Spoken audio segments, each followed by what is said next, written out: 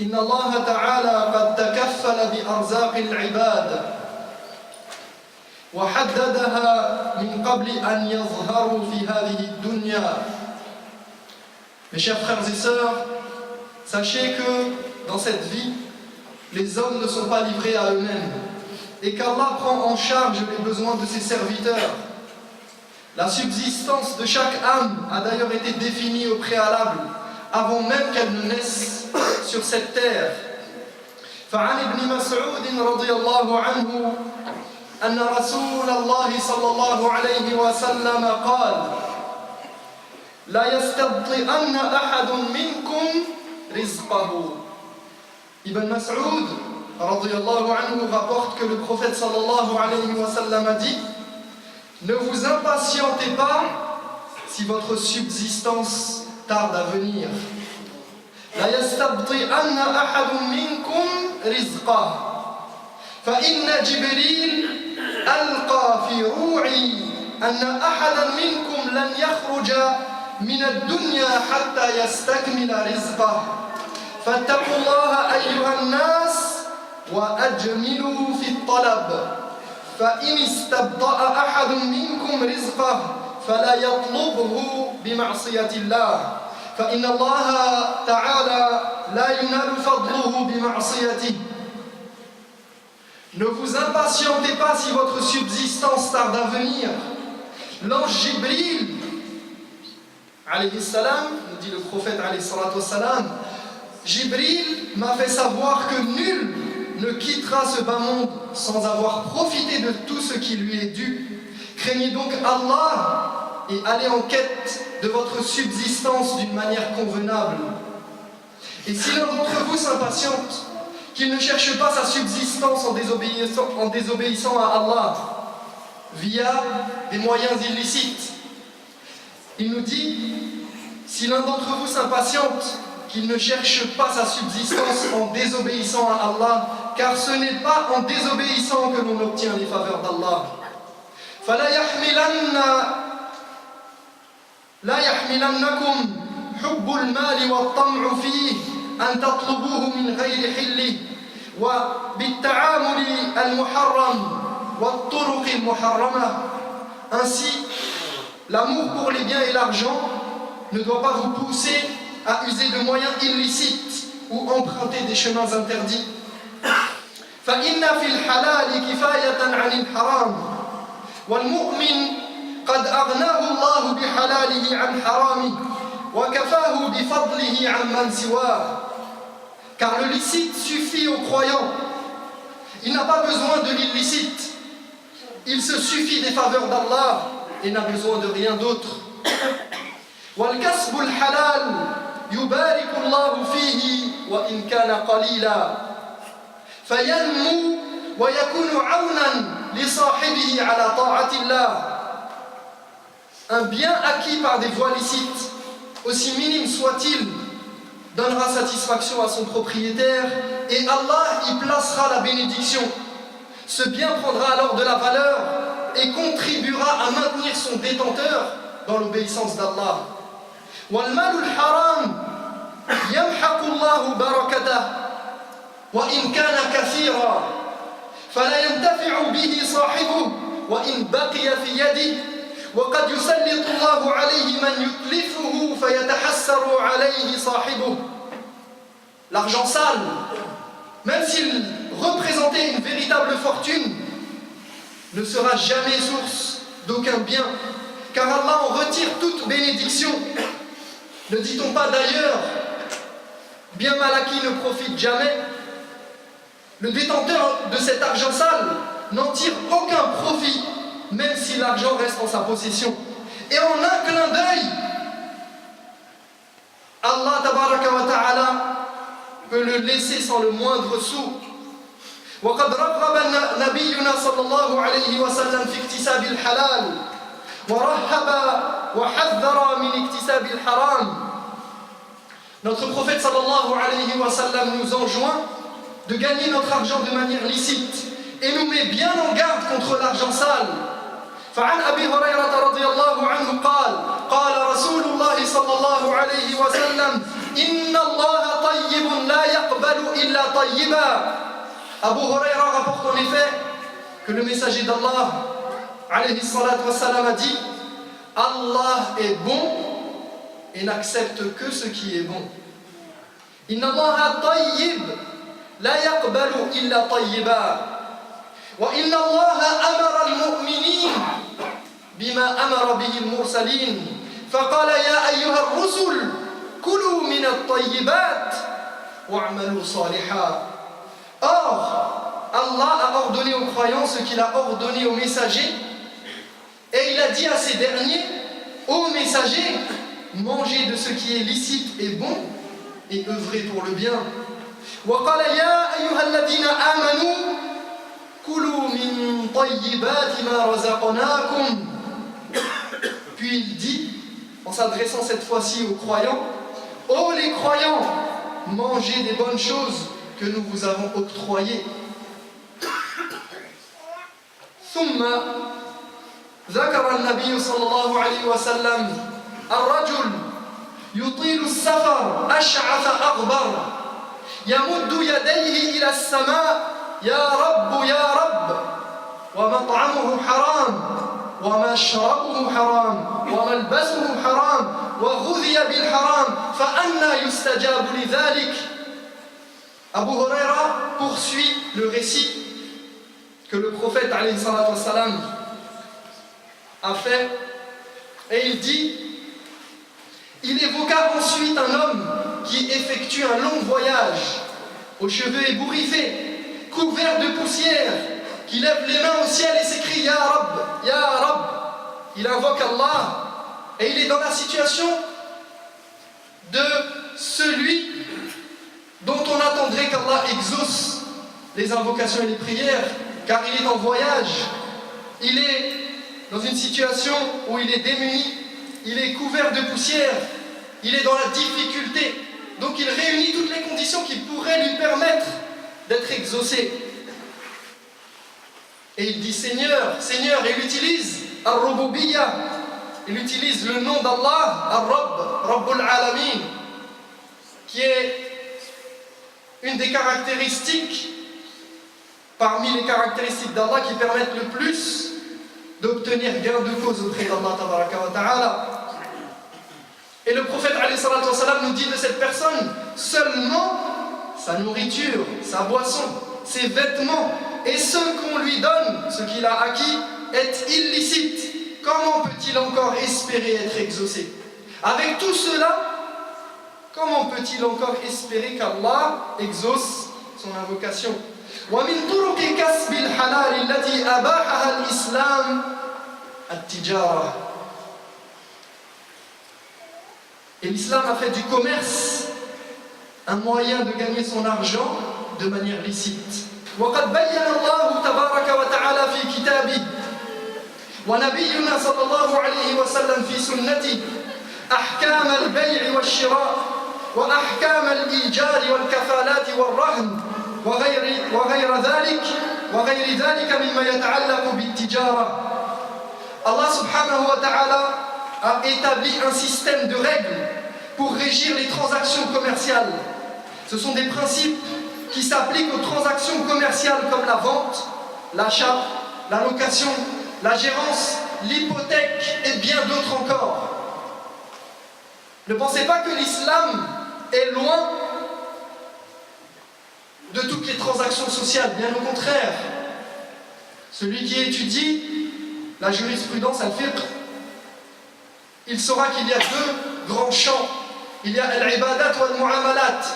Il y a d'un côté les actes d'adoration purs et simples,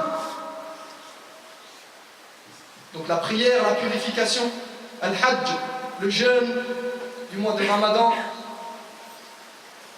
toutes ces adorations que nous faisons quotidiennement et qui peuvent être ou non liées à la mosquée. Car chez certaines personnes, l'islam et la religion, c'est dans la mosquée, c'est à la mosquée, c'est à la maison.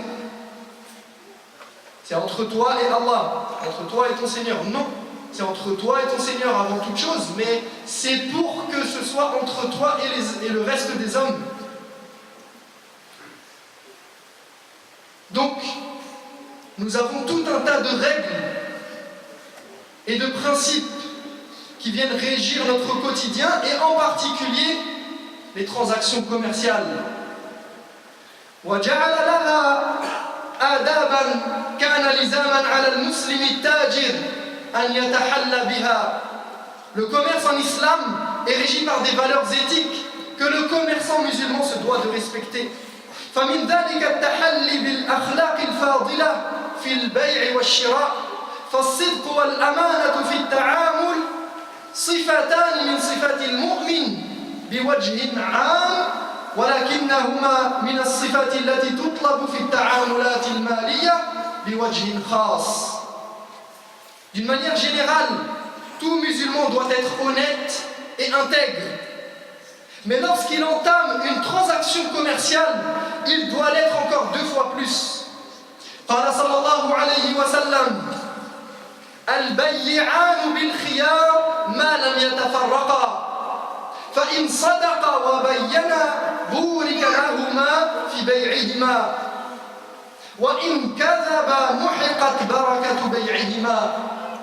Le prophète sallallahu alayhi wa sallam a dit dans un hadith phare pour celui qui étudie les transactions commerciales en islam, le vendeur et l'acheteur ont la possibilité de se rétracter tant qu'ils ne se sont pas séparés.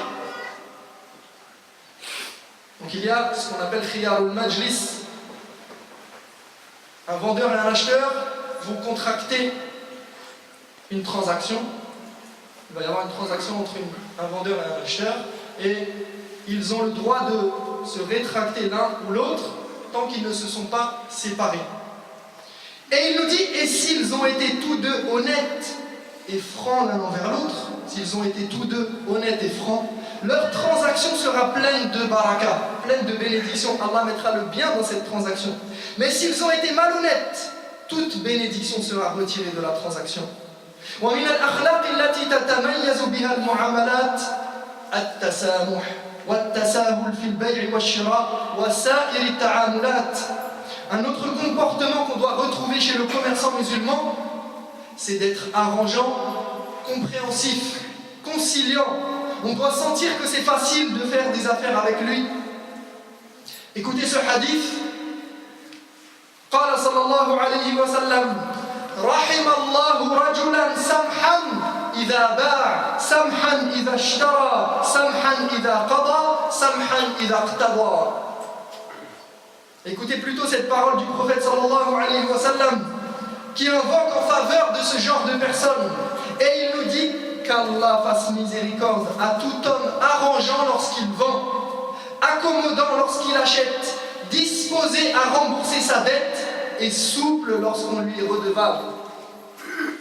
Lorsqu'il vend, il arrange les choses, il facilite la transaction. Lorsqu'il achète, il est accommodant. Lorsqu'il est endetté, eh bien il est disposé à rembourser sa dette au plus vite. Il est présent, il est là, et il fait son possible pour rembourser sa dette. Et lorsqu'on lui est redevable, lorsque quelqu'un a une dette envers lui, eh bien il patiente, il est souple, et il ne demande pas son droit avec dureté. وروى مسلم في صحيحه عن حذيفة رضي الله عنه عن رسول الله صلى الله عليه وسلم أنه قال أتي الله بعبد من عباده آتاه الله مالا فقال له ماذا عملت في الدنيا وقال الراوي ولا يكتمون الله حديثا. D'après Hudhayfa, comme le rapporte l'imam Muslim de son Sahih, le messager d'Allah sallallahu alayhi wa sallam a dit: on présentera à Allah un de ses serviteurs à qui il avait donné la richesse. Et Allah lui demandera, et le rapporteur du hadith rajoute ce verset et il dit, et une partie du verset qui dit que personne ne peut rien cacher à Allah. Donc Allah demandera à cette personne, alors qu'il ne peut rien cacher à Allah: qu'as-tu fait sur terre avec cet argent? Et l'homme répondra: قال يا ربي آتيتني مالك فكنت أبايع الناس وكان من خلقي الجواز فكنت أتيسر على الموسر وأنظر المعسر فقال الله تعالى أنا أحق بهذا منك تجاوزوا عن عبدي تجاوزوا عن عبدي. L'homme répondra à Allah, Seigneur, tu m'as accordé ta richesse et je faisais du commerce avec les gens. J'avais pour habitude d'être conciliant. Ainsi j'accordais des facilités aux clients aisés et un délai aux clients en difficulté. Allah lui dira alors, je suis plus digne d'agir de la sorte. Et il s'adressera aux anges et il dira, soyez conciliants avec mon serviteur. Comme il a été conciliant sur terre, eh bien Allah tabaraka wa ta'ala lui fera miséricorde et lui pardonnera le jour du jugement. أقول قولي هذا وأستغفر الله لي ولكم فاستغفروه إنه هو الحمد لله رب العالمين والعاقبة للمتقين ولا عدوان إلا على الظالمين وأشهد أن لا إله إلا الله وحده لا شريك له وأشهد أن محمدا عبده ورسوله صلى الله عليه وسلم. واعلموا أن مما يتأكد اجتنابه والتحذير منه وإنكاره الغش والخداع في التجارة فإن الإسلام يحرم ذلك بكل صوره في بيع وشراء وفي سائر أنواع معاملة الإنسان. Aussi, le commerçant musulman doit éviter à tout prix de tromper les gens, car l'islam interdit toute forme de triche, quel que soit le contexte, et en particulier en matière de commerce. فالمسلم مطالب بالتزام الصدق في كل شؤونه والنصيحة في الدين أغلى من كل مكسب كما قال صلى الله عليه وسلم الدين النصيحة.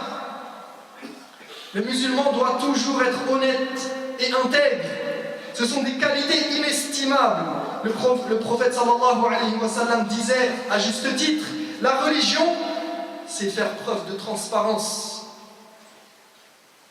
C'est d'être intègre, honnête, clair, sincère, fidèle à ce que doit être le musulman et fidèle au cadre de l'islam. ومر رسول الله صلى الله عليه وسلم برجل يبيع طعاما فأعجبه ظاهره فأدخل يده فيه فرأى بللا فقال ما هذا يا صاحب الطعام؟ قال أصابته السماء يا رسول الله أصابته المطر. فقال عليه الصلاة والسلام فهلا جعلته فوق الطعام كي يراه الناس من غشنا فليس منا. Un jour, le prophète sallallahu alayhi wa sallam est passé devant un étalage de marchandises, devant un marchand qui avait de la nourriture sur son étalage. Et il fut attiré par l'apparente fraîcheur de ses produits. Mais lorsqu'il mit sa main, il entra sa main, peut-être dans un sac ou dans le contenant dans lesquels étaient entreposés certains fruits ou légumes ou certaines nourritures, il sentit une certaine humidité, une moiteur, comme si, imaginez que vous alliez chez le marchand de fruits et légumes et lorsque vous piochez les fruits, vous trouvez que certains fruits ont été retournés ou certains fruits sont pleins de moisissures. Eh bien, le prophète sallallahu alayhi wa sallam a trouvé ça et il s'exclama, qu'est-ce que cela? Qu'est-ce que cela, marchand? Et le marchand répondit au prophète alayhi salam, il a plu sur mes produits, ô messager d'Allah. Et le prophète alayhi salam de lui dire, n'aurais-tu pas pu les mettre au-dessus pour que les gens puissent le voir? Celui qui cherche à nous duper n'est pas des nôtres. ومن عظائم الذنوب التي ترتكب في التجارة الحلف الكاذب من أجل بيع السلع فيحلف أو يحلف للمشتري بأنها سليمة أو طازجة اشتراها بمبلغ كذا وهو كاذب. Le musulman qui fait du commerce doit prendre garde à ce comportement répandu et qui constitue un grave péché, à savoir le serment mensonger. Le vendeur jure à l'acheteur que son produit est en bon état, qu'il est frais, ou bien qu'il l'a acheté à tel ou tel prix, alors qu'en réalité il en est autrement. عن عبد الرحمن بن شبل قال سمعت رسول الله صلى الله عليه وسلم يقول إن التجار هم الفجار إن التجار هم الفجار قالوا يا رسول الله أليس قد أحل الله البيع قال بلى ولكنهم يحلفون فيأثمون ويحدثون فيكذبون. Abd al-Rahman ibn Shibl raconte qu'il a entendu le messager d'Allah sallallahu alayhi wa sallam dire: s'il y a bien des gens corrompus et malséants, ce sont les commerçants. S'il y a bien des gens qui sont corrompus et malséants, ce sont les commerçants. Alors les gens rétorquèrent: mais ô messager d'Allah, Allah n'a-t-il pas autorisé le commerce? Ce à quoi il répondit alayhi salatu wassalam: si, mais leurs promesses sont vaines et leurs belles paroles mensongères. Le commerçant fait des promesses qu'il ne tient pas. Il annonce des choses qui sont contraires à la réalité. Donc, parmi les commerçants, il y a certains qui sont tentés pour gagner plus d'argent et ils pensent qu'il y aura derrière cela le salut de son commerce. Eh bien, il vend à tout prix, coûte que coûte, quitte à léser les personnes qui sont devant lui. ومن ذلك أيضا التلاعب في الموازين والكيل. قال تعالى محذرا من ذلك: فأوفوا الكيل والميزان ولا تبخسوا الناس أشياءهم ولا تفسدوا في الأرض بعد إصلاحها ذلكم خير لكم إن كنتم مؤمنين. De la même manière, le musulman doit toujours faire preuve d'équité et de justice dans ses transactions. Allah ordonne en effet aux croyants et il dit: donnez le bon poids et la juste mesure et veillez à ce que nul ne soit lésé par rapport à ses biens. Ne semez pas le désordre sur terre après que l'ordre y ait été établi. Cet enseignement vous sera profitable si seulement vous avez la foi. ألا فاتقوا الله عباد الله في أنفسكم وتحروا الحلال واجتنبوا الحرام فإنكم مسؤولون يوم القيامة عن المال سؤالين من أين حصلت عليه وفيما أنفقته فأعدوا للسؤال جوابا. Craignez donc votre Seigneur et cantonnez-vous à ce qui est permis tout en vous écartant des interdits, car sachez que vous serez bel et bien interrogés le jour du jugement où on vous demandera par quel moyen avez-vous obtenu cet argent et à quoi l'avez-vous employé. Comment vous avez fait pour acquérir tous ces biens? Qu'est-ce que vous en avez fait? Comment avez-vous fait du commerce avec les autres? Aujourd'hui, tout le monde, ou presque, est un commerçant. Tout le monde a la possibilité d'acheter et de vendre par Internet. Les sites de vente en ligne, combien de personnes dans la communauté musulmane passent par ces procédés qui sont légaux, mais font-ils tous attention à ce qu'il y a derrière? Font-ils tous attention à la manière de faire cette transaction? Font-ils tous attention à ce qui peut se cacher derrière certains contrats de vente? Les assurances, riba, l'usure, qui est déguisée derrière certains contrats. Savent-ils, sont-ils au fait de toutes les règles relatives au commerce lorsqu'ils font du commerce? Savent-ils qu'ils n'ont pas le droit de vendre ce qu'ils ne possèdent pas? Ont-ils entendu, ne serait-ce qu'une seule fois, qu'il y avait des règles relatives au commerce et se sont-ils intéressés à cela? Fattaqullaha ibadallah.